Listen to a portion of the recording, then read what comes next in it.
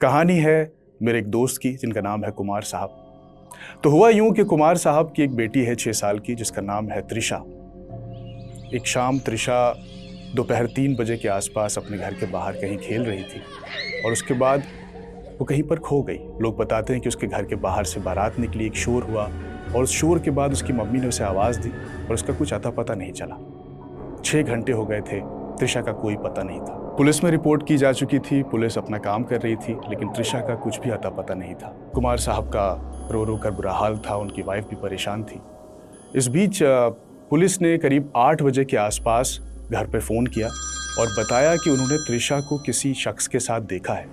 कोई शख्स आज़ाद मैदान के पास उसे गोद में लेकर कहीं जा रहा है। कुमार साहब ने मुझे बताया और हम सब पुलिस स्टेशन पहुंचे। उन्होंने हमें सीसीटीवी की फुटेज दिखाई। उस फुटेज में हमने देखा कि एक शख्स त्रिशा को, 6 साल की त्रिशा को गोद में लेकर कहीं जा रहा है। जब कुमार साहब ने उस शख्स को देखा तो वो पहचान गए कि ये कोई और नहीं, गोपाल है। गोपाल उनकी बिल्डिंग का वो सिक्योरिटी गार्ड जिसे कुछ महीनों पहले उन्होंने काम से निकाल दिया था। क्यों निकाला था? क्योंकि वो अपने काम को लेकर सीरियस नहीं था। वो अक्सर, उसकी एक बेटी थी जिसका नाम गुड़िया था, वो अक्सर गुड़िया के नाम पे उनसे छुट्टियां लेता था। वो कहता था कि उसकी तबीयत ख़राब है, वो बीमार है, आज उसको डॉक्टर के पास ले जाना है, आज उसकी तबीयत ख़राब है। वो अक्सर, हालांकि गुड़िया ठीक थी, पर वो गुड़िया के नाम पर छुट्टियां लेता था और कहता था कि उसकी तबीयत ख़राब है और इसलिए वो अक्सर काम पर लेट जाता था। तो जब पुलिस को ये केस पता चला तो पुलिस ने कहा कि ये मामला तो साफ है, आपने गोपाल को काम से निकाला और इसी गुस्से में उसने आपकी बेटी को किडनैप कर लिया है। सब लोग बहुत ही घबरा गए। पुलिस ने कहा कि हम कोशिश करेंगे कि हम उसे जल्दी से जल्दी पकड़ने की कोशिश करें, लेकिन उसका कुछ भी अता पता नहीं चल रहा था। मैं और कुमार साहब, हम लोग भी बहुत परेशान थे। हम सड़कों पर घूमते रहे, दौड़ते रहे, उसे ढूंढते रहे। मैं और कुमार साहब, हम लोग भी शहर की हर सड़क को छानते रहे, पर त्रिशा का कहीं कुछ पता नहीं चला। तो हम लोग घर वापस आ गए क्योंकि और कोई रास्ता नहीं था और हम वेट कर रहे थे कि शायद पुलिस की तरफ से कुछ हमें सुनने को मिले, शायद कोई जानकारी सामने आए, लेकिन कोई जानकारी सामने आई नहीं। कुमार साहब को गोपाल पे बहुत गुस्सा आ रहा था। वो बस यही दुआ कर रहे थे कि एक बार गोपाल उन्हें मिल जाए तो वो उसे सबक सिखाएं। रात 8 बजे के आसपास जब हम लोग घर पर बैठे हुए थे और हम दुआएं मांग रहे थे ऊपर वाले से कि त्रिशा हमें ठीक ठाक मिल जाए, तो हमारे दरवाजे पर एक दस्तक हुई। दरवाज़ा खोला तो देखा कि सामने गोपाल खड़ा है और उसकी उंगली थामे हुए खड़ी है त्रिशा। गोपाल से हमने पूछा, ये तुम्हारे पास कैसे आई? गोपाल ने बताया कि त्रिशा जब दोपहर 3 बजे अपने घर के बाहर खेल रही थी, तब उसके घर के बाहर से एक बारात निकली और उसके शोर शराबे में त्रिशा भी खेलने लगी और उनके साथ कुछ दूर चली गई और फिर वो रास्ता भूल गई। सही रास्ते की तलाश में उसने फिर से कोई गलत रास्ता ले लिया और वो एक गलत रास्ते से दूसरे गलत रास्ते पर होते हुए जाने कहाँ पहुँच गई और इस तरह उसे वो आज़ाद मैदान के पास मिली। गोपाल ने बताया कि वो वहाँ पर इसलिए खड़ा था क्योंकि वो आजकल मजदूरी करता है, उसके पास काम नहीं है। वो एक शिफ्ट खत्म होने के बाद दूसरी शिफ्ट की तलाश में वहाँ पर खड़ा था और तभी उसे त्रिशा दिखाई दी तो वो उसे गोद में लेकर घर आ रहा था। उसके पास पैसे नहीं थे तो वो पैदल ही आया, इसलिए वक्त लगा। देखिए, ज़िंदगी में कुछ ऐसे मौके होते हैं जब आप खुद गलत साबित हो जाते हैं। आपकी जो भी मान्यताएं हैं किसी के बारे में जो भी आपकी सोच है, जो स्टीरियोटाइप्स हैं, वो ध्वस्त हो जाते हैं और तब आपके मन में एक थोड़ी सी खिसियाहट पैदा होती है अपने को लेकर और आप उसे दबा देना चाहते हैं, ख़त्म कर देना चाहते हैं, जैसा उस दिन कुमार के साथ और मेरे साथ हुआ। हम शर्म से पानी पानी थे क्योंकि हम जिस गोपाल के बारे में इतना गलत सोच रहे थे वो गोपाल तो सही निकला, गलत तो हम थे। हमने जब त्रिशा से पूछा तो उसने बताया कि ये पूरा किस्सा सच है, ऐसा ही हुआ था। कुमार साहब बहुत शर्मिंदा थे, उन्हें समझ नहीं आया कि वो क्या करें। तो उन्होंने अपनी जेब से एक 500 रुपये का नोट निकाला और गोपाल के हाथ में रखते हुए कहा, तुम्हारा बहुत बहुत शुक्रिया, मैं अच्छा हुआ तुम इसे ले आए, वरना हम बहुत परेशान थे। गोपाल ने उस नोट को देखते हुए कहा, अरे साहब क्या कर रहे हैं आप, ये पैसे किस लिए? मैं तो, त्रिशा तो अपनी बिटिया है, ये मुझे कहीं मिलेगी तो मैं तो लेकर ही आऊँगा ना। कुमार साहब ने झेंपते हुए कहा, नहीं नहीं, ये तुम रख लो, अपनी बेटी गुड़िया के लिए कुछ मिठाई ले लेना। जब उन्होंने ऐसा कहा, कुमार साहब ने इतना कहा था कि गोपाल ने उनकी आंखों में गौर से देखा। गोपाल की आंखों में आंसू थे। उसने कहा, साहब गुड़िया नहीं रही। वो तो तभी चली गई थी इस दुनिया से जब आपने मुझे काम से निकाल दिया था और हम उसका इलाज नहीं करा पाए। उसने कुमार साहब की हथेली पे वो 500 रुपए का नोट रखा, उनकी हथेलियों को बंद किया और वो वापस घूमकर चला गया। वो 500 रुपए का नोट कुमार साहब की हथेली में देर तक पसीजता रहा। तो दोस्तों, ये थी एक कहानी। अब मैं आपको एक छोटा सा किस्सा बताता हूँ। इस किस्से से आप सब वाकिफ होंगे और उसके बाद मैं आपसे एक सवाल पूछूंगा। किस्सा ये है कि आप सब जानते हैं कि आज से 4 साल पहले इस पूरी दुनिया में एक बहुत ही खतरनाक वबा फैली थी। एक वायरस था कोरोना नाम से, जिसने करीब 70 लाख लोगों की जान ली पूरी दुनिया भर में। हम सब ने देखा कि उस वक्त के कंधे पर कितने जनाजे थे। हर टेलीफोन की घंटी ऐसा लगता था कि किसी अपने के जाने की गवाही दे रही है। पर खैर, वो वक्त बीत गया है। पर आज मैं आपसे ये पूछना चाहता हूं कि जब मैंने आपको ये 2 किस्से सुनाए, एक त्रिशा वाला और एक ऐसा किस्सा जिसमें 70 लाख लोगों की मौत हुई, कौन से किस्से ने आपको ज्यादा छुआ? उस किस्से ने जिसमें एक गुड़िया की मौत हुई, या उस किस्से ने जिसमें 70 लाख लोगों की मौत हुई? जवाब होगा वो किस्सा जिसमें एक गुड़िया की मौत हुई। वजह क्या है? वजह है the power of story telling. दोस्तों, मेरा नाम है जमशेद कमर सिद्दीकी। कहानियां सुनाता हूं, कहानियां लिखता हूं। आपने हिंदुस्तान के तमाम रेडियो स्टेशंस पे मेरी कहानियां सुनी होंगी और कुछ पॉडकास्ट हैं, मैं वो भी करता हूं, टॉक शोज करता हूं। आपने आज तक रेडियो पर मेरा एक शो है जिसका नाम है स्टोरी बॉक्स विद जमशेद कमर सिद्दीकी, जिसमें मैं हर हफ्ते एक नई कहानी लोगों को सुनाता हूं। पर आज हम बात करने आए हैं स्टोरी टेलिंग की ताकत के बारे में। दोस्तों, हम इसकी बात क्यों कर रहे हैं? हम इसलिए बात कर रहे हैं क्योंकि मौजूदा वक्त में इस दुनिया में स्टोरी टेलिंग की बहुत ज्यादा जरूरत है, कहानियों की जरूरत है। और ऐसा हम इसलिए सोचते हैं क्योंकि लोगों को लगता है कि कहानियां सिर्फ एक एंटरटेनमेंट का जरिया है, लेकिन ऐसा नहीं है। कहानियां हमें बेहतर इंसान बनाती हैं, हमें एक दूसरे को देखने का नजरिया देती हैं। हम सब जब पैदा होते हैं तो हमारी एक दुनिया होती है, हमारे कुछ रिश्तेदार होते हैं, हमारे पेरेंट्स होते हैं, हमारा स्कूल होता है, हमारी अपब्रिंगिंग होती है, और हम उसी दुनिया में आगे बढ़ते हुए इस दुनिया को लेकर एक उसका चेहरा रचते हैं अपने दिमाग के अंदर, और हमें लगता है कि यही हमारी दुनिया है। लेकिन जब कोई दूसरा शख्स हमें मिलता है जो किसी दूसरी दुनिया से, क्योंकि इस एक ही दुनिया में कई दुनिया है, जब हमें वो शख्स हमें मिलता है तो हम उसकी दुनिया को नहीं समझ पाते, क्योंकि हम उसके नजरिए को नहीं जानते हैं। यही इस पूरी दुनिया में हर कॉन्फ्लिक्ट की जड़ है। हम हर प्रॉब्लम को, हर कॉन्फ्लिक्ट को अपने नजरिए से देखते हैं। पर कितना अच्छा हो कि अगर हम रोज एक नई जिंदगी जी सकें। क्या यह मुमकिन है कि एक सुबह आप सोचें कि मैं उस सिक्योरिटी गार्ड की जिंदगी जीना चाहता हूं जो त्रिशा को लेकर आया था? अगले दिन आप किसी ऐसे ऑफिस के बॉस के बारे में, अगली सुबह आप किसी बड़ी कंपनी के एक उस मैनेजर की जिंदगी को जीना चाहें जो अपनी जिंदगी में बहुत बहुत सारी टेंशन से भरा हुआ है, जिसके पास अपने टारगेट हैं, पर वो अपनी टीम पर प्रेशर नहीं देना चाहता। आप कोई एक ऐसा नेता बनना चाहें जो इस दुनिया के लिए कुछ बेहतर करना चाहता हो, लेकिन उसके साथ के जो लोग हैं वो उसे बेहतर नहीं करने देना चाहते। कितनी सारी दुनिया है, कितने सारे लोग हैं। क्या ये मुमकिन है कि हम हर रोज एक नई जिंदगी जी सकें? ये मुमकिन है अगर आप हर रोज कहानियां पढ़ें, कि हम अपने आसपास की दुनिया और उसमें रह रहे लोगों की दुनिया में झांक सकें, उनकी जिंदगी को समझ सकें। कुछ अपने बारे में और अपने शहर के बारे में बता दूं तो मेरी कहानी यह है कि मैं लखनऊ में पैदा हुआ, वहीं पला बढ़ा, वहीं की जो लखनवियत है वो मेरे अंदर थी।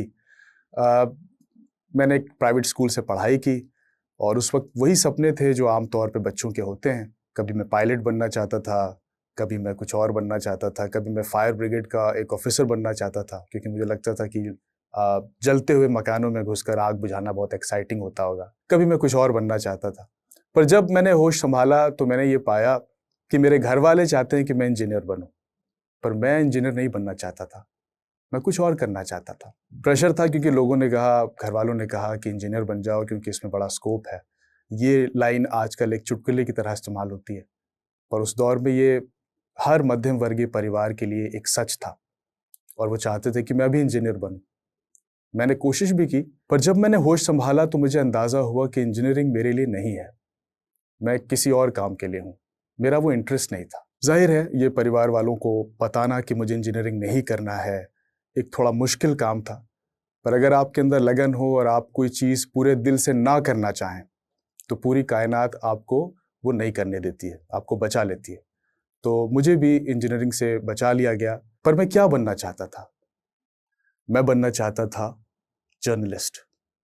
उस वक्त के जो बड़े जर्नलिस्ट थे, बरखा दत्त, राजदीप सरदेसाई और दूसरे कुछ बड़े नाम थे उस वक्त जिन्हें हम फॉलो करते थे और हम उन्हीं की तरह बनना चाहते थे। मुझे याद है कि घर में एक जो रोलर होता है उसको हम माइक बनाकर अक्सर आईने के सामने खड़े होकर पीटीसी दिया करते थे कि मैं जमशेद कमर सिद्दीकी फला फला चैनल के लिए। अच्छा लगता था।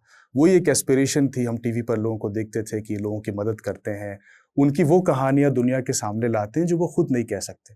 बड़ा एक चमकीला, एक बड़ा खूबसूरत सा सपना था ये। तो मैंने फिर मीडिया की पढ़ाई शुरू की और मैंने मीडिया में मास कम्युनिकेशन किया, जर्नलिज्म किया। तो मास कम्युनिकेशन करने के बाद साल 2006 में मैं दिल्ली आ गया और यहाँ पर एक न्यूज़ चैनल में एक बड़े पत्रकार, उनके नीचे मैं काम करने लगा, उनकी सरपरस्ती में। मेरा काम था न्यूज़ स्टोरीज़ लिखना। रिपोर्टर हमें जब डेस्क पर स्टोरीज़ देते थे कि फ़ला जगह पर ये काम हुआ है, तो हमारा काम था कि हम उन कहानियों को, न्यूज़ स्टोरीज़ को अच्छे से लिखें, ताकि आप जब उन्हें सुनते हैं, जो एंकर्स आपके सामने जब न्यूज़ पढ़ते हैं, तो वो स्टोरीज़ वही होती हैं जो डेस्क के लोग लिखते हैं, यानी हमारे जैसे लोग। रिपोर्टर जब ऑन ग्राउंड से जब कहानी भेजता है जहाँ, तो उसके पास इतना वक्त नहीं होता कि वो उसे बहुत खूबसूरती से लिख सके, वो अच्छे शब्दों का इस्तेमाल कर सके। वो 2 लाइन में खबर बताता है कि फ़ला जगह पर ऐसा हुआ, ये इसके विजुअल्स हैं और ये इसकी कहानी का जिस्ट है। वो हमारे पास आती है यानी डेस्क पर, और डेस्क पर हम उसे अच्छे से लिखते हैं और फिर वो जाती है एंकर के पास जो उसे पढ़ते हैं, जो आप टीवी पर देखते हैं। तो ये काम था। तो इस काम में हमें फैक्चुअली बिल्कुल सही होना था। हम अपनी तरफ से इसमें कुछ नहीं जोड़ सकते थे। पर इस दौरान ये लिखते हुए मैंने महसूस किया कि ये काम कुछ-कुछ राइटर्स जैसा है। जैसे राइटर्स वही लिखते हैं अपनी कहानियों में, अपनी किताबों में, अपने उपन्यासों में, जो इस दुनिया में वो देख रहे हैं। चाहे वो ज़ुल्म के खिलाफ हो, चाहे वो इंसाफ के बारे में हो, चाहे लोगों के दुख दर्द हों, उनकी खुशियाँ हों, उनके एस्पिरेशंस हों, उनकी उम्मीदें हों। वही सारी बातें कहानियों में आती हैं किरदारों की शक्ल में। और ये मुझे उस वक़्त बहुत एक्साइट करने लगा कि मुझे लगा कि मुझे कहानियाँ लिखनी चाहिए, क्योंकि मेरे इर्द-गिर्द बहुत सारे किरदार थे, बहुत सारे चेहरे थे। आप एक ऐसी डेस्क पर बैठे हुए हैं जहाँ आपके चारों तरफ कहानियाँ बिखरी हुई हैं। लोगों की आवाज़ें हैं, उनके दर्द हैं, उनके आँसू हैं, उनकी तकलीफ़ें हैं, उनकी मुस्कुराहटें भी हैं। तो इन कहानियों को मैं कुछ और बेहतर तरीके से लिखना चाहता था, इस तरह कि उन्हें सुनने वाले के दिलों को वो छू सकें। और यहाँ पर ज़रूरी था स्टोरी टेलिंग करना, क्योंकि अगर किसी किस्से को थोड़ा बेहतर करके किसी के सामने रखा जाए, तो उसका एहसास कुछ ज़्यादा होता है। वो दिल को कुछ और गहराई से छूता है और इसी को हम कहते हैं कहानी। जब मैंने कहानियाँ लिखनी शुरू की, तो मुझे लगा कि मैं इस दुनिया में एक ही वक़्त में कितनी पैरेलल दुनिया जो चल रही हैं साथ-साथ, उनको देख पा रहा हूँ। कभी मैं किसी छोटे बच्चे की नज़रिए से इस दुनिया को देखता हूँ, कभी मैं एक बुज़ुर्ग की नज़रिए से इस दुनिया को देखता हूँ, कभी मैं किसी की माँ बन जाता हूँ, कभी किसी की बहन, कभी किसी का भाई, और इस तरह इस दुनिया के सारे रंग अपनी कहानियों में समेटने की कोशिश करता हूँ। और इस सफ़र में मेरे साथ आए मेरे उस्ताद नीलेश मिश्रा, जिनके साथ मैंने यादों का इडियट बॉक्स में कहानियाँ लिखना शुरू की। उन्होंने मुझे कहानियों को और कैसे बेहतर तरीके से लिखा जाए वो सिखाया, वो बताया। उन्होंने कई बार मुझे कुछ ऐसी बातें बताई कहानी लेखन के बारे में जो बहुत बारीक थी, और मैंने उनसे बहुत कुछ सीखा। और उसके बाद हमने कई रेडियो शोज़ के लिए कहानियाँ लिखी, अलग-अलग टीवी चैनल्स के लिए लिखा। पर कहानियाँ लिखते कैसे हैं? कैसे हम तय करते हैं कि ये कहानी का सब्जेक्ट है? कैसे हम उस कहानी के जो रेज़ोल्यूशन है उसकी तरफ बढ़ते हैं? आप जब एक कहानी लिखते हैं, देखिए हर कहानी जो होती है, वो वैसे तो सिर्फ़ 2 लाइन में बताई जा सकती है। हमें ये कहा जाता था कि अगर आप एक कहानी को 2 लाइन में बता सकते हैं, तभी वो कहानी है। अगर आप नहीं बता सकते तो इसका मतलब वो कहानी तो नहीं है, वो कुछ और है। तो अगर आप अपनी बात को, अगर आपके पास कोई थॉट है और आपको लगता है कि आप इसे कहानी में बदल सकते हैं, तो आपको उस थॉट को बड़ा करना पड़ता है।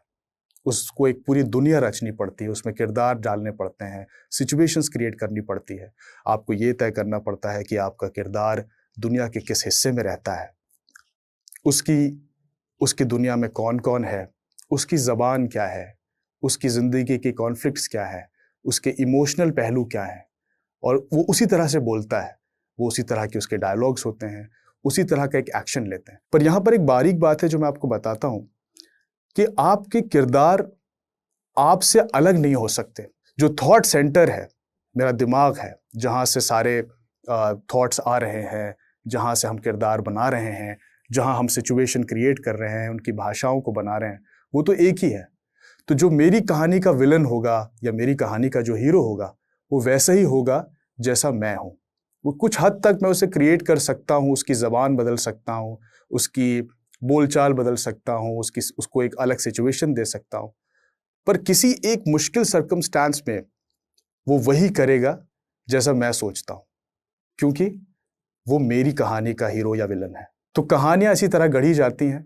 आप एक कहानी में एक सब्जेक्ट लेते हैं, आप उसको गढ़ते हैं, आप उसे बनाते हैं और आप उसे रेजोल्यूशन तक ले जाते हैं। रेजोल्यूशन क्या है? कहानी का वो हिस्सा जहाँ पे आपकी कहानी का जो कॉन्फ्लिक्ट है, जो प्रॉब्लम है, उसे रिजॉल्व होना है, उसे खत्म होना है, और वो रिजॉल्व होगा कहानी के अंत में, जहाँ पर सब कुछ ठीक हो जाता है। तो कहानियाँ हमें बदलती हैं, हमारी दुनिया को बदलती हैं, हमारे समाज को बदलती हैं। लेकिन कहानियों ने मुझे कितना बदला? अगर ये सवाल कोई मुझसे पूछता है तो मैं कहूँगा बहुत ज़्यादा। इसलिए क्योंकि मैं जब 15 साल पुराना उस लड़के को देखता हूँ जो कभी लखनऊ से दिल्ली आया था, तो वो भले अपने काम में अच्छा या बुरा था, जैसा भी था, लेकिन इस दुनिया के बहुत सारे वर्गों को लेकर, बहुत सारे कम्युनिटीज़ को लेकर, उनकी भाषाओं को लेकर, उनकी ज़बान को लेकर मैं क्या सोचता था। जैसे आज अगर मुझे ट्रांसजेंडर्स के बारे में कोई बात करनी हो, तो मेरे लिए वो हमारे ही समाज का हिस्सा हैं, वो हमारे ही लोग हैं, हम जैसे ही हैं। पर शायद उस ज़माने में अगर कोई मुझसे पूछता उनके बारे में तो मेरी राय बहुत मुख्तलिफ होती। और ये तब हुआ जब मैंने एक ट्रांसजेंडर की कहानी लिखी, जब मैंने एक ट्रांसजेंडर बनकर सोचा। मैं अगर किसी एक ऐसी महिला की कहानी लिखता हूँ जो घर में काम करती है, और ये शायद हिंदुस्तान के 80% घरों में होता है कि महिलाओं के सपने पहले कुचल जाते हैं, क्योंकि उन्हें घर देखना होता है, उनके पास ज़्यादा जिम्मेदारियां होती हैं। पुरुष अपने सपनों को पूरा करते हैं और महिलाएं उनके सपनों को पूरा करने में उनका सपोर्ट करती हैं। ये एक अजीब बात है, लेकिन ऐसा होता है। पर अगर आप एक ऐसी माँ की कहानी सुने जो कभी कथक डांसर बनना चाहती थी, लेकिन उसके घुंघरू आज भी किसी अलमारी के कोने में दबे हुए रखे हुए हैं, वो अपने सपने नहीं पूरे कर पाई। आज जब वो अपनी बेटी की परवरिश कर रही है और तब किसी शाम उसकी नज़र उन घुंघरुओं पे पड़ती है, तो उसकी आंखों के सामने वो सारे सपने याद आते हैं। वो क्या सोचती होगी? उसकी दुनिया में क्या बदला है? क्या वो अपने सपनों को कभी हासिल कर पाएगी, या वो अपने सपनों को अपनी बेटी के सपनों से पूरा करेगी? जब आप जिंदगी के किरदारों को, जिंदगी के एहसास को इतनी बारीकी से देखना शुरू कर पाएं, तो आप पाएंगे कि आपके इर्द गिर्द कहानियां ही कहानियां हैं, किरदार ही किरदार हैं, तकलीफें हैं, मुस्कुराहटें हैं, और तब आप कहानियां कह भी सकेंगे और लिख भी सकेंगे। क्योंकि आपकी जिंदगी में हर रोज कुछ एक्स्ट्रा ऑर्डिनरी नहीं हो सकता। आपकी जिंदगी वही है, आपके लोग वही हैं, आपके साथ कुछ बहुत अजीब नहीं होगा कि आप हर रोज कुछ एक्स्ट्रा ऑर्डिनरी हुआ और आपने उसे कहानी में लिख दिया। आपको वो नज़र पैदा करनी पड़ेगी अपने आसपास, जो आपके इर्द गिर्द हो रहा है, उनकी तकलीफें क्या हैं, उनके सपने क्या हैं, और उसे वो कैसे पूरा कर पा रहे हैं। जैसे कहानियों ने मुझे बदला, जिंदगी के बहुत सारे आयामों पर, बहुत सारे रास्तों पर मेरी सोच बहुत सारे लोगों के बारे में, बहुत सारे वर्गों के बारे में, जिन्हें हम आज भी स्टीरियोटाइप समझते हैं, उनको लेकर बदली। मैं चाहता हूँ कि हिंदुस्तान में सब लोग कहानियाँ पढ़ें, ताकि हम एक दूसरे को बेहतर जान पाएं। और ये हिंदुस्तान जैसे मुल्क के लिए और ज़्यादा ज़रूरी है, क्योंकि यहाँ पर हर 20 किलोमीटर पर लोगों की बोली बदल जाती है, भाषा बदल जाती है। एक राज्य से दूसरे राज्य में जाइए तो लोगों की परंपराएं अलग हैं, लोग के पहनावे अलग हैं, उनके खाने अलग हैं। तो ये बहुत ज़रूरी है कि कुछ ऐसा हो कि हम एक दूसरे के बारे में जानें, उनकी संस्कृति को, उनके रिवाज को, उनके म्यूज़िक को, उनके ह्यूमर को हम समझें। तभी हम जुड़ के रह सकेंगे, जब हम एक दूसरे के बारे में जानेंगे। आज मुझे इस बात की खुशी है कि मैंने इंजीनियरिंग नहीं की, मैंने कहानियाँ लिखी, क्योंकि अगर मैं इंजीनियर होता और मैं कोई बहुत अच्छी कोई इंजीनियरिंग करता, तो कभी रात को 9:30 बजे मेरे पास कभी कोई ये फ़ोन करके नहीं कहता कि आपने बहुत शानदार इंजीनियरिंग की है वहाँ पे, मेरी आँखों में इस वक़्त आँसू हैं, मैं आपको आपकी इंजीनियरिंग का वो जो आपने बनाया है, मैं उसे देख कर रो रहा हूँ। ऐसा कभी नहीं होता। पर ऐसा हमारे साथ होता है क्योंकि हम एक क्रिएटिव काम करते हैं। कई बार ऐसा होता है कि मुझे याद आता है कि 2010 में एक बार मेरे पास एक फ़ोन आया था, जिसमें एक यंग आवाज़ थी फीमेल की, उसने बताया कि मेरी माँ जो पिछले 10 दिनों से एक अस्पताल में भर्ती थी, वो बेड रिडन थी, वो रात को आपकी कहानियाँ ईयरफ़ोन पर सुनती थीं। आपकी कहानियों के ज़रिए वो इस पूरी दुनिया को जीती थीं। वो आपकी आवाज़ से मोहब्बत करती थीं, वो आपकी कहानियों के किरदारों को जीती थीं। वो कहती थीं कि जब मैं आँखें बंद कर लेती हूँ और आवाज़ों से इस पूरी कहानियों को सुनती हूँ, तो मैं उस कहानी का एक हिस्सा हो जाती हूँ और मुझे लगता है कि मैं इस दुनिया में फिर से एक किरदार बन गई हूँ, मैं इस दुनिया को जी रही हूँ। पर उस रात उन्होंने बताया कि आज उनकी माँ नहीं रहीं और मैं आपका शुक्रिया अदा करना चाहती हूँ। वो मोमेंट मेरे लिए बड़ा ख़ास था, लेकिन इसी तरह के और तमाम ख़त मेरे पास आते हैं, तमाम चिट्ठियाँ आती हैं, ईमेल्स आते हैं। लोग अक्सर मुझे बोलते हैं कि आपकी फ़लाँ कहानी मुझे याद है। कितने सारे किरदार, कितनी सारी कहानियाँ, जब हम सोते हैं तो हमें लगता है वो सारे किरदार हमें घेर कर खड़े हैं और हमें कभी याद आते हैं कि फ़लाँ कहानी का एक किरदार जिसे मैंने गढ़ा था, वो ज़िंदा हो जाते हैं। क्योंकि किरदार एक बार जब आप गढ़ देते हैं, उसकी आदतें गढ़ देते हैं, तो वो आपके ज़हन में हमेशा ज़िंदा रहता है, वो कभी नहीं मरता। आपको पता होता है किसी सिचुएशन में कि ये वो सिचुएशन है, यहाँ पर ये तो उस शख्स की सिचुएशन है, जो आपने एक कहानी में गढ़ा था और वो इस तरह से बोलता था और उसके साथ ये हुआ था। तो आप अपनी ज़िंदगी में कभी अकेले नहीं होते। एक शेर है कि मैं अकेले में भी कभी अकेला नहीं रहता, मेरे सामने मेरा साया इंसान हो जाता है। तो जोश टॉक के इस मंच से मैं यही कहना चाहूँगा कि वो सभी लोग जो हमारी कहानियों को सुनते हैं, पढ़ते हैं, और न सिर्फ मेरी कहानी बल्कि हिंदुस्तान के सभी कहानीकारों की जो कहानियाँ सुनते हैं, लिखते हैं, पढ़ते हैं, उन सब का बहुत-बहुत शुक्रिया। कहानियाँ कहते रहिए, क्योंकि कहानियाँ हमारे समय का एक बहुत ज़रूरी दस्तावेज़ है। मिलेंगे फिर आपसे किसी और मंच पर। नमस्कार।